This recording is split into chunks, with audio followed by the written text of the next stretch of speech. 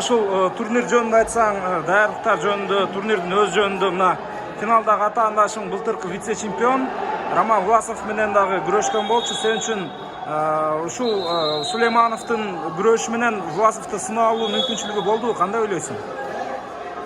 Билбейм, мен андай кылып эч кандай анализ бере албайм, анткени бул спорт. Мен муну утсам, бул башканы утуп, башка мени утпоюшу мүмкүн. Бул айтыш өтө оор нерсе. Салыштыруу болбойт, Бирок даярдыкта ар дайым эле ар бир мемлекетке чоң жоопкерчилик менен чыгабыз. Ошондой эле агайларыбыз, өзүмдүн жеке агайым, Мамлекет Азат агай, Улук агай, Арсен агай баары бизди эң негизгиси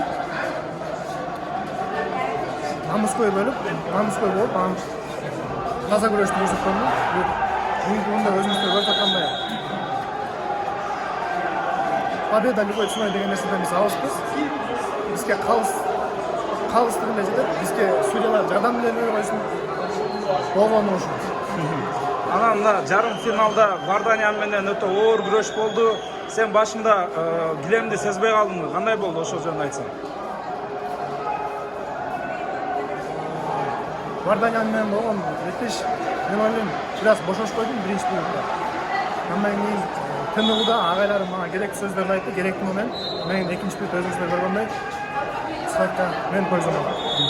Мындан кийинки пландар дүйнө чемпионатына даярдыктар кандай болот? Мындан кийинки пландар албетте ошол эле менин агайларым, ата-энем үй-бүлөм менен кеңешип, алдыга дагы чоң пландар кылабыз. Рахмат.